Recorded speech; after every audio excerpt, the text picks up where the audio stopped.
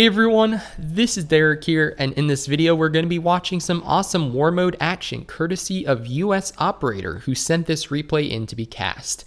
And if you have a game that you want to see on this channel in the future, definitely send that replay to derekgreplays@gmail.com. I'll leave a link in the video description down below.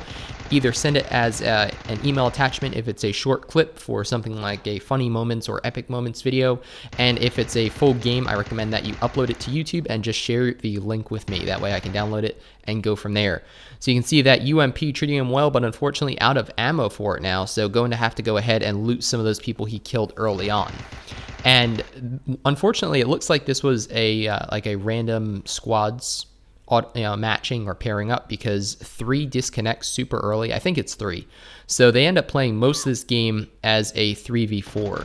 So here we go with the UMP in that extended magazine, able to get some work done. And this is SMGs. So war mode, like I was explaining in the previous video, you can either start out with ARs, random AR, a random SMG like in this match, or a Kar 98K with a 4x. So this is SMGs only. Of course, you can find other weapons around the map, like in houses or through airdrops.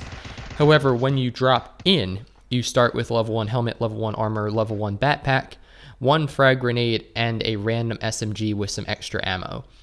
So unfortunately, that Vector without an extended quick draw, he actually just didn't have much ammo for it. He did have an extended mag, so the Vector is probably one of the weakest unless you have that extended mag, which I think you start with one, but when you initially drop, it isn't used. So basically you have it equipped, but when you drop, the Vector only has 13 rounds, which is standard capacity, and that is not very useful. So you can see he's coming in, dropping in again and trying to see where people are. There is the Vector, and unfortunately the guy behind him got him. So he got squeezed between 2 people there, and that's why when you're dropping into war mode, I find it easiest if you're dropping like on a corner of the map or near the edge of the zone. That way you have a better chance of dropping in and not immediately getting crunched by multiple people. Wish that the map would auto zoom. They do that in the Chinese version, and I don't understand why they don't here. But basically what I mean is that when you're playing something like war mode or quick match where the zone starts pretty small, it allows you to more, like when you zoom into the minimap for the first time, it just encompasses the zone. So it's not the entire map, so you don't have to actually try to find where you are on the map and then zoom in and then try to save your zoom level and stuff. Just easier right off the bat. Yeah, so 3 disconnected, and like I was saying, now it's a 3v4, and you need 100 points in this mode to win. So you earn points through killing as well as reviving. So killing an enemy, like he's about to do right now, that earns you 3 points. Knocking out does not earn you any points, but killing earns you 3 points, and reviving earns you 1 point. So if you revive your teammate, or if a teammate revives him right now, that would be 1 point towards their total. Right now they're at 42 out of 100, and they are tied for first place.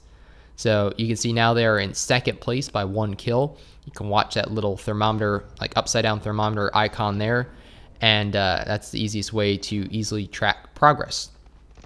So you can see that the team has assembled. You can see some other weapons that are on those crates and stuff.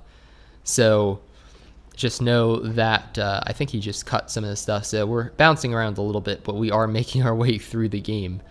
So just know that weapons do spawn in houses and on crates and anywhere they would normally spawn for like an item heaven arcade mode almost. So if you see somebody who gets knocked out with like an AR or gets knocked out with an AUG or something, just know that that could have come from an airdrop. So you can see the airdrops come pretty frequently in war mode, or it could have come from one of these structures that was looted. So you can see there, it looks like a magazine and a backpack and some just random stuff in those structures. Here he is going like long range with the Uzi. And if you start out with a weapon that supports a scope, so that would be like the UMP or the Vector, you start out with, I believe it's a red dot. But for the Uzi or the Tommy gun, unfortunately you're on your own because they don't support scopes. So you can see that with the Uzi, he's just going to have to go ahead and make do with what he has, that iron sight. And don't forget to loot your ammo because, well, you know, you're all these people who you kill have dropped with ammo just like you did. So it's the easiest way to replenish because you're not given that much, and there's not that much of that spawned around the map. So, it's rather difficult to keep your ammo up if you're, killing a couple people in a row right after you drop. But that's why you would then need to loot them and grab theirs.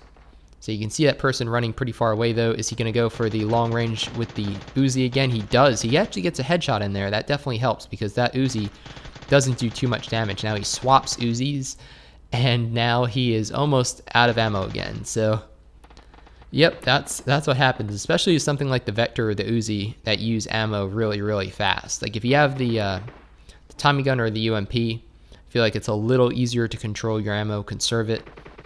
But with the Uzi or the Vector, because the bullets do so little damage and they shoot so fast, you really need to fire a lot of them to knock somebody out. And yeah, that becomes an issue pretty quickly. I'd argue that the UMP is probably the best weapon in SMGs only. Some people could argue it might be the Tommy gun with extended magazine or the Vector with an extended quick draw. But just for the issue of ammo being conserved, I'd argue that the UMP with a red dot is definitely the best weapon. So ouch, that was a lot of fall damage. But he's able to take a couple shots at these people and knock them out. These guys who were trying to loot the crate there, so he's very, very low. You also do start with 5 bandages. Forgot to mention that. He's going to go ahead and conserve, well, he doesn't have any ammo. Going to go ahead and use his fists to great effect. And he's up to 10 kills, and they are in second place. So they're very close to the top, though, but this is a close game. And part of that reason is because 3 is back, but he did disconnect for a while, for a good portion of the game. And that definitely doesn't help, when you're down a man. So it just puts the pressure on everybody else to do better. So let's see what we've got. He's down here, kind of away from the main action of the quarry. Going to go ahead and try to use those bandages. He has enough of them, but they're going to take a long time to work. Let's see if he's instead going to, oh wow, so this person is the guy who looted the crate then. So if you're wondering, man, that is a bummer. So as soon as he loots the box of the guy who got the crate, you can see there's a military vest, a med kit. The crates have awesome weapons, but just know that you're super exposed here, when you're trying to get a crate, because everybody knows where they are. And it's a pretty small zone, and you can drop in wherever you want. So if you want to, you can actually drop in from the plane and just land right next to a crate. So this is really unfortunate when you're knocked out and not being killed, because it's kind of just time wasted. In most cases, I'd recommend just moving towards the people who are shooting you, just so you can, sure, they'll get the points for killing you, but then you can respawn. Now, there is an exception to that, and that's if you have a teammate who, if you can get into a safe spot and have a teammate revive you, then it makes sense to do that and get the 1 point for reviving. But otherwise, I recommend just taking the loss, taking the death, because it allows you to get back into the action with a fresh weapon, more health, new armor, all that quicker. So you can see here that they are still in second place, not by much. They're very close to the front, but they're going to have to, number 3 disconnected again. They're going to have to make a push at the end here if they want to secure the victory. So war mode, there are some pretty fun places to play it. I know a lot of people don't like the prison just because it gets super campy, but the quarry is pretty fun because it's rather open. And then I've played in a number of different locations across Erangel so far. There's no war mode on Miramar, at least not to my knowledge yet. That would be awesome. I'm sure it's going to be coming in a future update, but right now it seems to be about 4 or 5 places around Erangel that war mode can be selected for. So let's see, here is a demonstration of a revive. You can see how fast it is, and you can see that +1 for reviving a teammate. And the teammate goes back up to half health, so that's nice. They don't have to worry as much about that. So I think he might be searching for the person who killed him like a little while ago, who had all the good weapons. So I don't know, see if he can find that person again. But they're down here, and they're kind of, like I said, out of the main action. The main action is taking place in the quarry.